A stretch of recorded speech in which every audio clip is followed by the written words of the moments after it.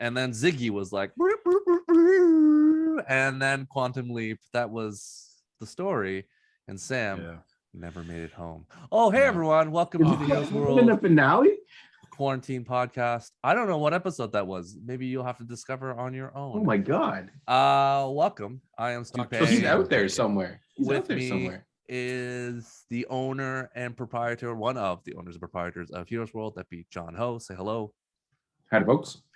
And joining with us is our resident variant, Mr. Rob Gadet. Hey, everybody. I am not Dr. Sam Beckett. I apologize. However, gosh darn, I wish I was. We actually don't know, because only Sam Beckett would know looking through the mirror. So technically you could be. So this could be a whole situation. And we don't know if you're listening to Ziggy right now. Al. Thank you. Al, is that you? Al. Thank you so much for joining us for episode 3 of Book of Boba Fett, The Streets of Mos Espa, the most controversial / fun episode that I've seen in a long time. I am so on board, so all on this. And here we go. We're gonna go full in this. We're gonna do just basic thoughts as always. We're gonna go a rating out of 10, and then we're gonna go full into spoilers. So, John, thoughts? Yeah, so a lot of like Stu mentioned, a lot of buzz on the internet about this particular episode. It seems very extreme views on it, but overall I watched it and I didn't mind it. I didn't hate it. I didn't love it, but I thought it was all right, and I sure as hell can make fun of it, because even when you love something, you can make fun of some things. So when we get to the spoiler part, I'm definitely going to make fun of some things, but overall I was okay with it. Yeah, so I would give it like a 7 out of 10. Rob?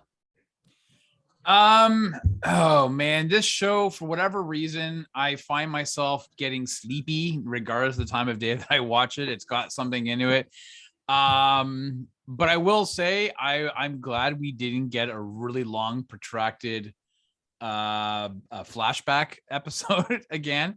So and you know, again, I'll say this every week. For as long as the show's on, man, it is gorgeous to look at.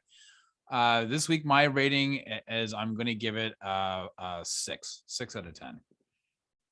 All right. Well, thank you so much for that. What do you give it, Stu? I give it a solid 7. I think there are elements in it that I enjoyed. We'll go in the spoiler sections. I think it's fun. It's whimsical. It's about the kids. This is Disney at the end of the day. So I get people who are like, I want the gritty Boba Fett that I know and love, but I love how it's demystifying a character which I've said over and over is overrated. So I like how it's really just changing up the narrative of like Boba Fett as this character that, frankly, let's be very, like, he was in one movie. They thought for like 3 seconds of like, this guy is really cool. Then he shows up in the next movie and he's like, in the Snorlax pit, and we're like, there you go. He gets wrecked. Yeah, and he was a cartoon in the holiday. Yeah, like, and he was a cartoon, like. And then if you rewatch that, it's pretty bad. He just kind of gets like, it's one of those things where people really if anyone uses that terminology. Yeah, it was one of the things where people over hyped the costume and this whole thing of Boba Fett rather than anything else. It was like, he just looks cool, he's a jetpack, he's like, it was just like, wow, it's just a regular dude. And it's been elevated to this state of like, no, he's this and he's that and he's the greatest bounty hunter, and it keeps on bringing to the point where I get it, but he's not Batman. So, like, you know, he's not even the Rocketeer. All right. If you want that aspect, read the comics. The comics actually explore that aspect of him being a super badass. Yeah, and that's fine. But like in live action, that's not the case. So, you know, this guy. This is, you know, what it is. And you sit there and smile and nod. You're like, cool. Yeah. But I feel like at the end of the day, it's showing aspects of, like, talk about running a family. Like, there were a lot of things. Boba Fett is a trained mercenary and not a person who can run, you know, a organized crime ring. So, like, to be a fish out of water is what you would be when you're running a crime syndicate. This is not something he's done before. So just assume that he's good at it. Just like in The Witcher, where all of a sudden he's good at everything, including being a father, which I can't imagine anyone who's been a father first time is like, I got this. I'm good. I know everything right off the bat. So it's just one of those things where I just sat there going, there's two extremes. A character who is not a fish out of water and there's a fish who's so overconfident everything's perfect that you just lose any type of empathy for them because you're like, oh, you don't struggle at all. I don't recognize anything from you. So let's go into spoilers because that's where we're at. John, the elephant in the room, multicolored vehicles. His teeth. John. Oh, okay. None of Yeah, us so if you want to jump straight to that point, if you guys watched the review of the last episode, I did mention one of the funny aspects is having people interact with an object that is supposed to be hovering or floating, and it is clearly not. And I mentioned that nothing is sillier than that. But they did it this episode. They added multicolored 4 times over, John. souped up scooters, which actually I don't mind the look of them. You're an idiot. I also didn't mind the look of them either. Yeah, I thought they were Power Rangers, and I'm like, They're oh, Vespas. they're doing their own like Italian Job / Fast and Furious thing. I'm like, I'm all in it. No, they're trying to create like I guess we'll maybe talk about the other aspects. So I'm going to focus on this bike park since that's what Stu asked me about. Like Fast and Furious car culture, that type of things. If this existed, then yeah, you would have outrageous bikes with 10 mirrors on them and other silly stuff. And a top speed of 4 miles an hour. Yeah. So this is where the problem comes up, and you know what? It could just be a limitation with the filming, or maybe it just didn't come out the exact same way they wanted it. Like if this was animated, 100% they would have nailed this scene. But the fact that we can now in 2022, I guess, have a scene where people are driving hover things, chasing a hover or something else, and have a car chase scene where the equivalent would be like, a CSI or whatever, having a car chase scene. That I think that's definitely a step into the future. Did it look stellar? No, it's not quite there. I often debated why not give these things wheels. Like, does everything have to hover? We saw in Mandalorian that not everything had to have hover capabilities, and they did have some hovering stuff in Mandalorian, but I feel like they covered it up a lot better. Like the speeder bikes, I definitely feel like they didn't look like this, but you know what? They're trying things. Maybe they're trying to crank this out faster. But why not give it wheels or tracks? But yeah, I'm generally okay with the bikes. If we're going to talk about the kids and all that kind of stuff later, let's ask Rob follow-up questions or whatever. I'm in on Sophie Thatcher from Yellow Jackets. She was one of the characters, and I'm like, I'm in. Like, Dude, weird, as Andre would complain, the weird stunt casting. There've been 3 actors in this episode that I'm going to jump to Rob and talk about, because the first guest actor, when he showed up and started talking, I was like, what is happening? Rob, do you want to talk about the watermonger, like this great character actor that showed up? And Stephen Root. Stephen Root. Jimmy James from News Radio. And that's right. Or so from many wonderful things. Well, yes, that's where he is. Milton from Office Space. Office Space. Yeah. True Blood. But also like he's in Succession. But for me, he's always be Jimmy James, the eccentric owner of News Radio. But yeah, it's unbelievable. Stephen Root shows up. This whole sequence at the beginning about the Daimyo and all stuff, like just random stuff. It felt so much like The Godfather, where the guy shows up, is like, Godfather, someone has besmirched my family. You need to fix this. And I'm like, oh yeah, of course. This is what money is for when it comes to protection. So Rob, tell us your thoughts on Stephen Root. Yeah, I mean, listen, I was like, oh, okay, it's Steve. I forgot his last name, but yes, I recognize him from all the properties that we've just mentioned, and I was like, all right, fine, whatever. And he's doing Stephen Root, like he is a character actor, but he was playing essentially himself in the character, or even reviewing some of his revisiting some of his past characters and whatnot. Listen, here's the thing. We're talking about water. He's hoarding the water. He's selling water at a high price. It's all about the water. And I'm like thinking, wow, my mind starts drifting off to like, you know what? We talked about spice last episode, and we're talking about water in this episode. Like, if all of a sudden you start telling me that there's a character next week called, Paul, the parallels to Dune is really. I thought you're going to call him Mad Max when it comes to water at the standpoint, because that's the other thing. Tanker and stuff with sand. It's just, so yeah, it was fine. Whatever. I mean. Yeah, He was fine. I mean, I don't know what else you want me to say about it. He was fine. He came in, he did his job. He did 3 minutes of a on-screen cameo, and that was it. Number 2, our boy Machete. Oh yeah, Danny Trejo. Danny Trejo. That was really interesting to see, him coming up because you see the huts. So the huts are there, and they're there to tell Boba Fett, "Hey, we're out." Like, even first of all, can we just say that the two twins, they, it's a brother and sister. They are very closely intertwined on that that barge, heavy ass barge that they're being held up on. Like, there may be something maybe weird going on there, but maybe that's allowed over there. And they're like, "Hey, we're going to give you I thought they were present." connected, though. No, I thought they were actually no, like, the Siamese. Okay. No. Yeah, something like that. They're way too close. So, and so they're like, "Hey, we're going to give you Boba Fett. We're leaving. You can have this place. This is a rock. We're going to go back to our planet. We're going to give you a present." And they snap their Boba fingers or whatever, and or hut fingers, and in comes this massive barge, and there's a guy. They gave him two gifts, by the way, not just one. Right, they gave him the two, yeah. And so you can see there's a Rancor. So he's bringing the Rancor that's on this another hovering barge that weirdly enough moved faster than those bikes. And there's a character standing on it, and I'm like, no, that guy looks kind of familiar. And as he gets closer, I'm like, there's no way they brought Danny Trejo in it. They brought Danny Trejo in as the Rancor Wrangler, Yep. I guess you could say. 100%, I don't know. Yep. Okay.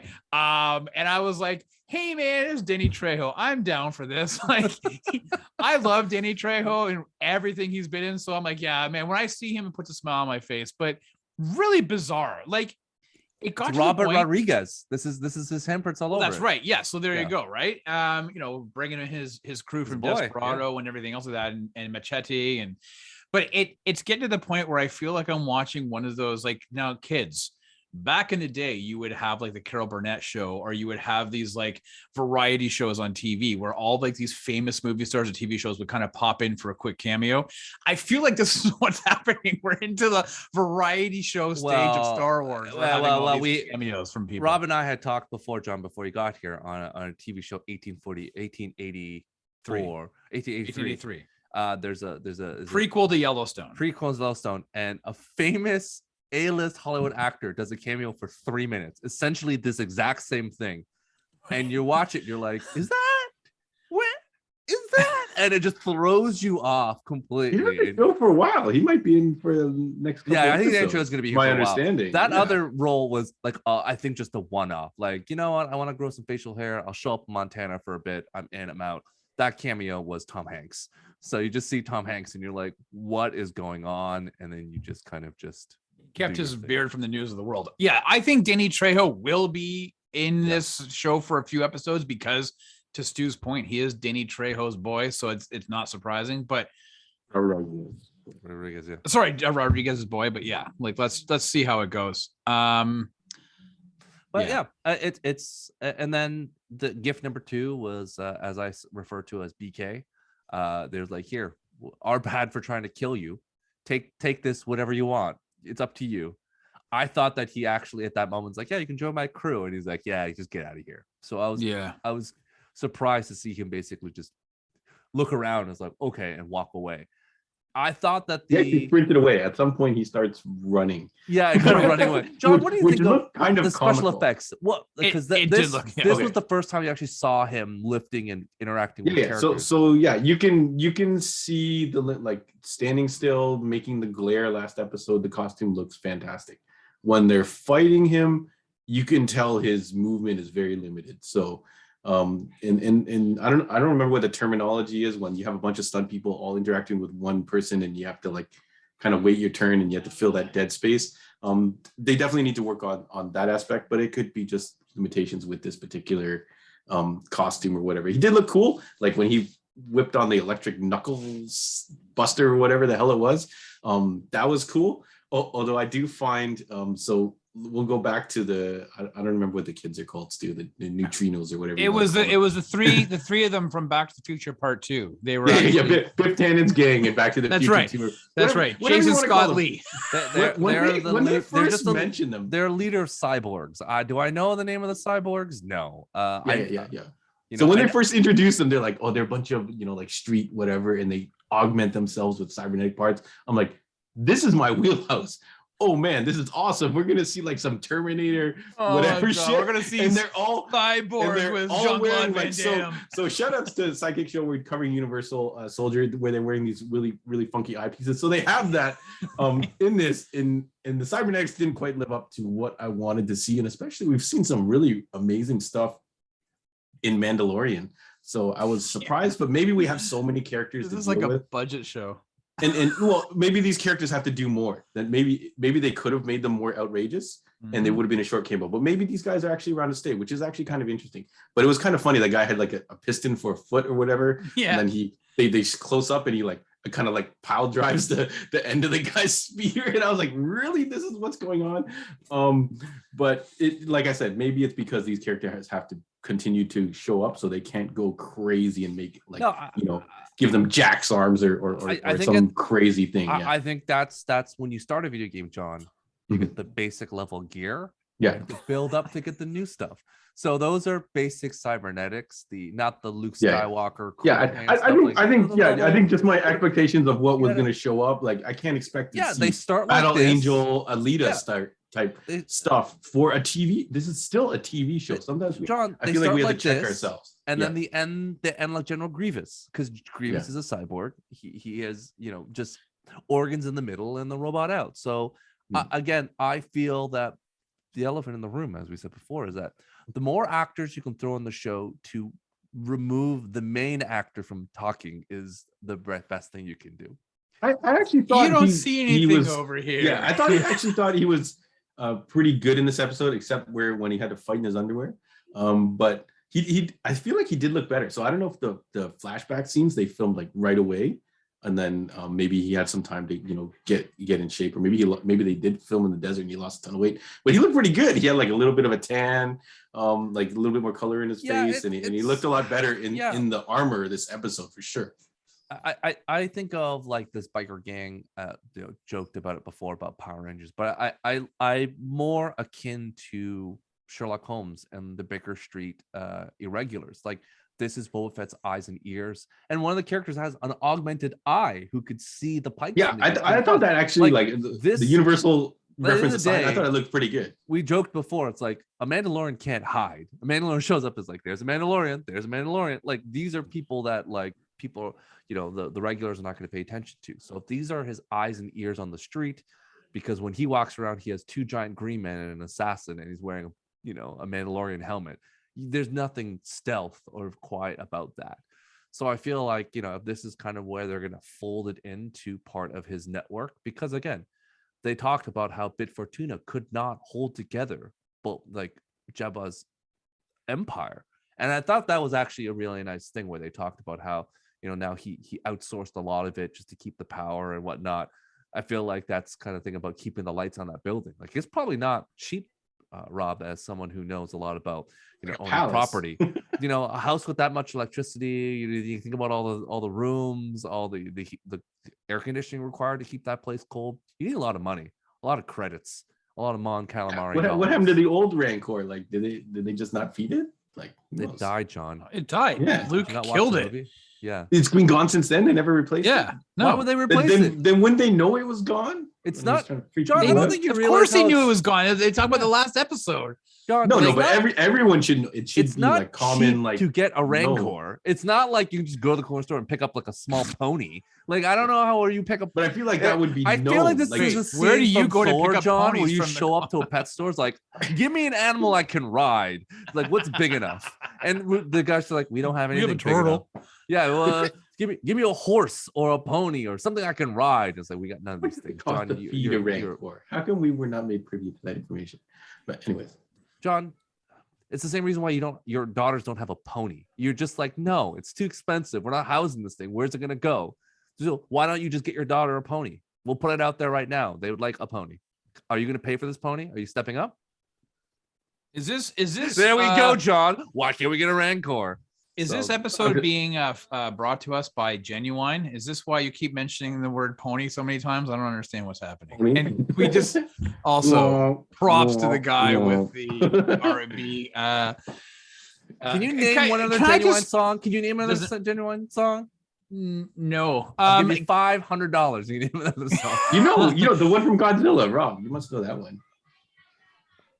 No, I can't think of it. You know what? Here's the thing. The answer is differences. Anyways, Here's the thing is I kind of feel like we're talking about all these ancillary things to almost like justify that, hey, it's an okay episode, but we're like the speeder bike thing was ridiculous. Like the chase was horrible. I mean, it was, people like doing the looking behind them and just a lot of zoom ups like this, and like nothing was.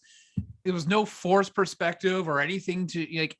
I didn't know this was directed by Robert Rodriguez because it didn't seem to have like. I almost thought maybe he just had his, like maybe his kid did it. I don't know. It just didn't seem like a typical Rodriguez thing. The fight scene I thought was horrible. Like I thought Boba Fett he's not able to really be menacing or, and in fact they even mentioned that in the show. They're like, nobody respects you.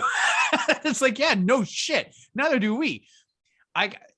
John keeps saying, well, it's a TV show. There are limitations, but this is not a CW show. This is not like, this is a show where they're pumping in millions and millions of dollars into this stuff. So it can't be judged on the same level as like the Flash TV show where you have King Shark and you're like, well, is it really a shark in that, the Viz? Like, I think we have to take a step back and be like, this is not the Boba Fett show. When we got that tease at the end of Mandalorian season 2, we probably all had expectations of what it was going to be. And this is not it.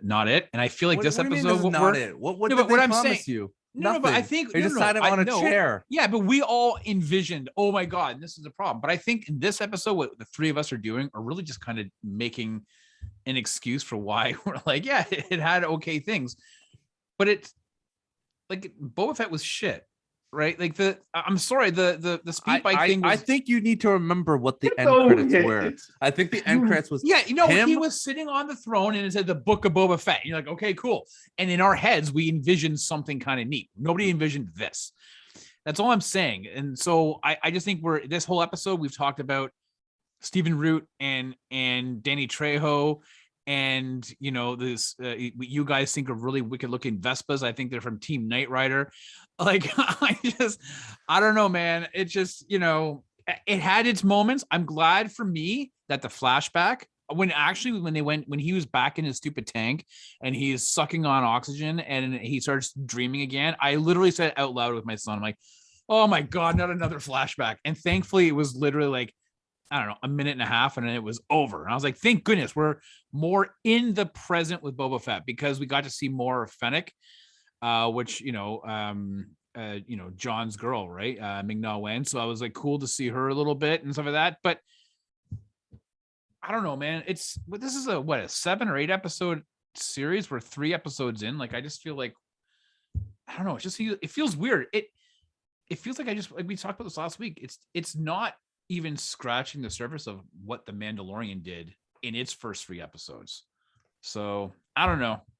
It's done what it's supposed to do. Make the Mandalorian look even better. So that's the $1 million. I think it's just the expectation.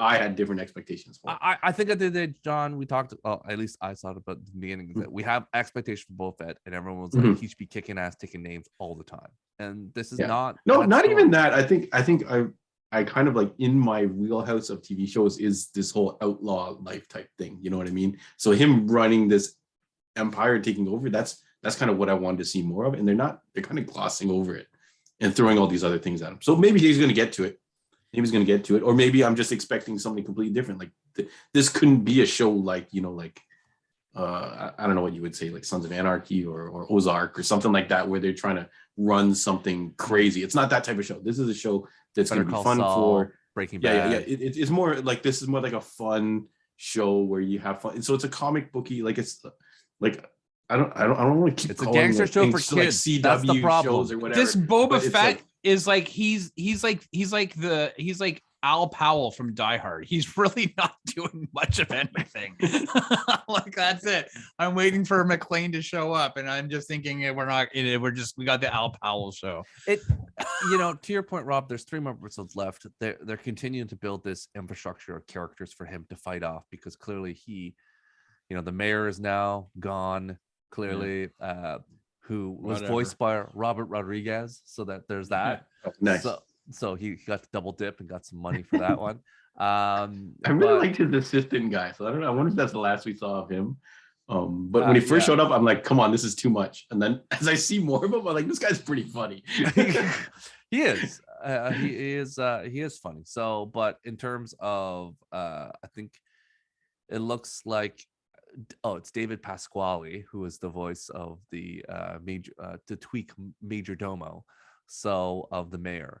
But I think that I just want to see how it ends at this standpoint. I'm like, is he going to bring together some Tatooine justice? Is Timothy Oliphant going to show up? What is going to happen? Up, we might have a different show here. What's going to happen? Are the Tusken Raiders going to show up? So I just want to see what happens. I'm down. I'm down to see what's going on, because I've 3 episodes invested. I need to see where this goes. So I'm excited to see where it goes next.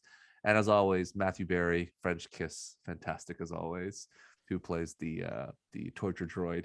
He is, again, everyone else on this show I love, except for Boba Fett. It's one of those things where I'm like, everyone else, fantastic. Boba Fett, getting there. A lot of TV shows, their main lead actor or star or whoever it is, sometimes takes a while to warm up to being the main draw of the show. Even if we went back and watched Justified season 1, there's a kind of it takes a while for them. Raylan Gibbons. Yo, what are you talking about? He's not as good. He's good amazing from the first episode. No, he's John, not as good as he is later. No. You know what? You wash I your love that damn show. mouth out. Wash your mouth out. Timothy I'm Oliphant. just saying, any show you go back to the first season, they aren't there He basically as they are when they get comfortable. He took his Deadwood performance and basically put it into Raylan Gibbons, and he was awesome. I've watched Justified the most times probably out of all of us. I would do not lie, John. Don't put that evil on me. Don't do that, Ricky Bobby.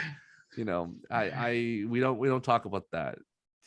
You're the Dewey Crowder of this group. That's right. I get a gator teeth necklace. That's right. I love Dewey Crowder. He was awesome. He's your boy. The best. He's your boy. That's everyone in that show is the best. But I'm just saying, once they get their footing, maybe this guy, maybe. Oh yeah, maybe. Yeah. Because I think in theory this is supposed to be multiple seasons. I think the Boba Fett show is. Is it not? Oh, I thought that was the original understanding that this one could be. I think somewhere it said something. I thought it was just like a one-off, just to kind of help bridge between Mandalorian season 2 and 3 for production wise, and yeah, they just wanted to expand. I don't know. Maybe maybe this is just like, you remember how Age of Ultron was like a 2.5, like it was just like a bridge between Avengers 1 and the other movies, like the next phases I meant, right? Like maybe this is just the bridge to from some of these characters to show up in the Ahsoka show and Mandalorians, and like who the hell knows. I'm just waiting for Harrison Ford to show up and just be curmudgeon and old for like a 3-minute cameo and just be like, he's never gonna do it. Could you imagine? Never do it. Could you? Stranger Things. We're gonna announce next week Han Solo show coming up starring Harrison Ford. 100% watch that, by the way. What would you do with him? Whatever. He could just 3 episodes of him still falling off. He could sit in a chair and just talk shit about everybody. Him and Obviously, Chewie just you like, didn't watch The Force Awakens. He was the best part about Force Awakens, and when whatever happened to him. Do we have to call spoiler alert for Force Awakens? No, we're not talking about that. Yeah. That's the movie that should not be named. The trilogy that should not be named. I actually liked it. In watching those 3 movies, appreciate the prequels more than anything else. Oh no, horrible. Absolutely not. Incorrect. I would rather watch the prequels than the new stuff any day of the week. So yep. Give me some Senate overview. Give me some Anakin Skywalker. Give me some Padme. Give me that. Give me some of this with the fruit. Then the third one. Right? Anyways, whatever. All these things we're talking about, way better than the Book of Boba Fett episode 3. There we go. There we go. Good. We just got derailed I think again it's gonna talking work about for some people. Justified, Yeah. the prequels, a Han Solo movie, a TV show that will never come to fruition. Like, this is the thing. We're off on a tangent and not talking about the subject matter. Yeah, which and just where goes to show the I need subject some more matter. Jennifer Beals. Why is there no more Jennifer Beals? This is a Yeah. whole other thing. Okay. Anyways, thank you for joining us for our brief review. Clearly we're all over the place. We're actually, this is a great chat, so who cares? John, where can they find you in the internets, in the desert of the real? So online, you can find us Heroes World Online. That'll take you to our website, our Facebook, Instagram, YouTube, any of our socials. You can get at us on any of those platforms. We'll get back to you as soon as possible. Heroes World Podcast on the audio, iTunes, and Spotify. Please give us ratings and reviews if you can. And then in the Desert of the Real, we are located in Markham, Ontario, 86001 Warden Avenue. Big plaza, lots of fun stuff in there. Lots of stock. So you can check out our website. It's got a small fraction of what we got in stock. And then definitely drop by if you want and check out all our wares. Rob, where can we find you on Monday nights? Oh yeah, so you can find myself and Dickie Bennett down here on the on the Heroes World Sidekick Show, live every Monday night, 8 p.m. on YouTube, Facebook, and Twitch. Oh my God, we're excited because this Monday we are kicking off our 90s action bracket. What's the best action movie from the 90s? And we're starting it off with Universal Soldier going up against Last Action Hero. So definitely tune in. Those movies are on Netflix and Crave, so you check it out. Check out the show on Monday, and we'll discuss to see who the winner of that first bracket is. Preparing. Yeah, Star Wars, man. Star Wars. You know, it's the best. You want to hear more Star Wars honestly, content? honestly, I'm trying right now to Stu's book Leonardo DiCaprio as one of our guests because he's such a Star Wars fan. Yeah. I don't know if the internet has told you, but he loves the Mandalorian, so he forced his co-worker Jonah Hill to watch it. Jonah Hill hated it.